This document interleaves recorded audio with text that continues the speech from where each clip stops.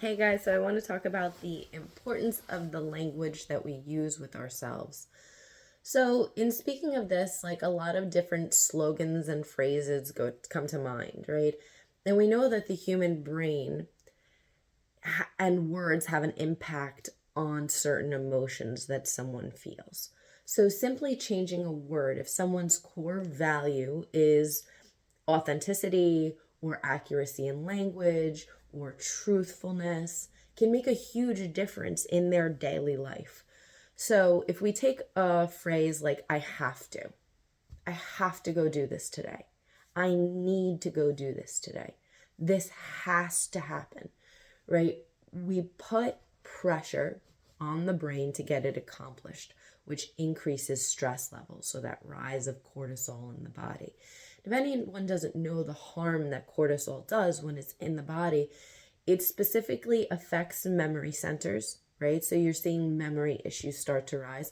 You're seeing muscle fatigue and deterioration, right? We don't want high cortisol levels. We don't want high adrenaline levels. These things are supposed to happen during fight, flight, freeze, and feign reflexes that get your body charged for survival.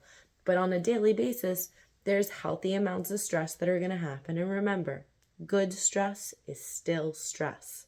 It still has that same rise. So that lovely house someone gets, or that beautiful car that someone gets, or that all these amazing things that can happen to people in their lifetime, right? They still bring on bills and responsibilities, which still cause stress. So we still have to take time to honor that stress in our body and take time to regulate and heal that stress in the body. Proper sleep, proper nutrition, all of these things. But back to the concept of language and how we can lower these stress levels by just changing the language we use with ourselves. So, yes, we can use loving kindness, meditations, and self compassion. We can also just make simple linguistic changes to what we say out loud and to ourselves internally on a daily basis. So, I have to versus I get to. So, if I say I have to do this today, it puts this unwanted pressure on myself that if I don't get this done, I am unaccomplished. Something bad might happen, right? So we want to explore what the meaning of I have or I need, right? Very survivalistic language versus I get. When you get something, it sounds like it's gifted to you, right? We talk about how having gratitude and mindfulness is this beautiful concept. But what it actually does is it increases a lot of different things for a person in value. So they say that gratitude is an attitude. So gratitude is a choice. And what gratitude does is it doesn't wash away the negative things that are happening. We can say this is a terrible event that's happening, but I'm grateful that at least this didn't happen, or at least it isn't worse. It puts a positive spin on a negative. It doesn't negate it. There's still going to be emotions there. There's still some processing that needs to happen, but it gives us an opportunity to kind of reframe and rephrase things. So I have to I get to. There's this other slogan that people love to use: fake it till you make it. And I will tell you something, I have seen a lot of people kill themselves mentally, physically, emotionally, trying to fake that they are okay when they are not okay. So the way to change that is act as if. So how is this different? It's the same way in like gratitude does this thing of shifting. So if a person's core value is authenticity, honesty, trustworthiness, and they're taught to fake it until they make it, that means they're probably disregarding their feelings. They're just acting the part. They're going through their day. And we see this with a lot of individuals who have thoughts that are suicidal, with individuals who have harmful thoughts, with individuals who have many different disorders and conditions. They're like faking through daily life.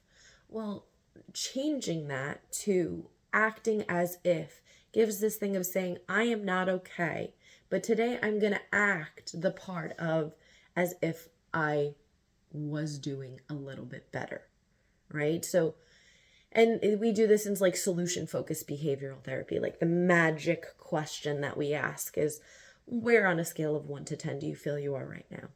like in your life's journey. Like, what's your 10 out of 10? Cool. All right, you ponder what your 10 out of 10 of what your life looks like. Is it a mansion? Is it a basketball player? Is it like, what is it that you want to accomplish? All right, where do you feel you're at right now?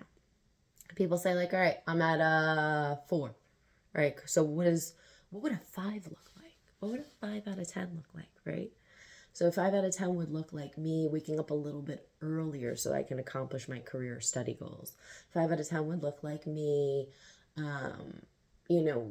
pushing myself to run a little bit further the next time I go running, depending on what the person's life goals is.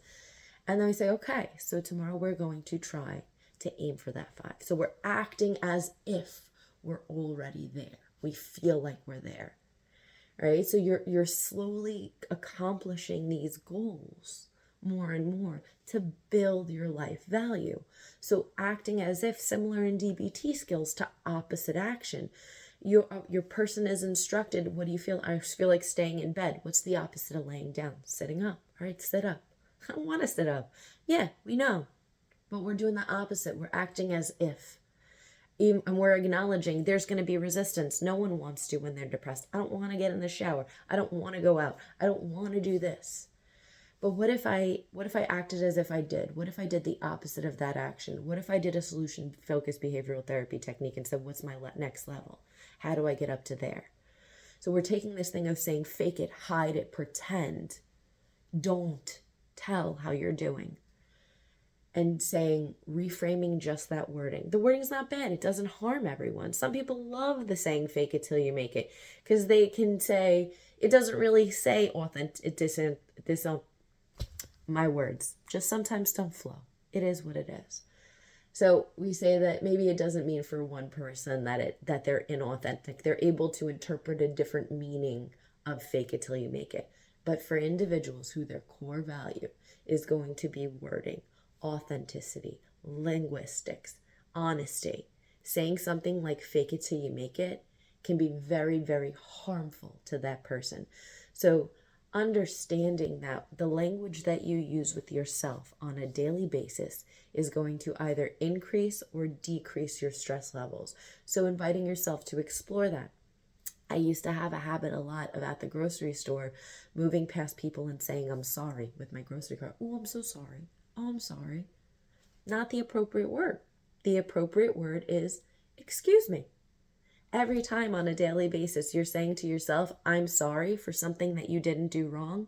You're telling yourself that you've made a mistake. You've made multiple mistakes. You're doing something wrong when that's not how your brain needs to hear it. So if your brain is more susceptible to language, watching for those things and making those small incremental changes, because that will have a direct impact on your self-worth, your self-esteem, and your stress levels.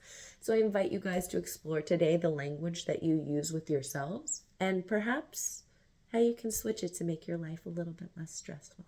So I hope you guys have an amazing day, and I'll see you all soon.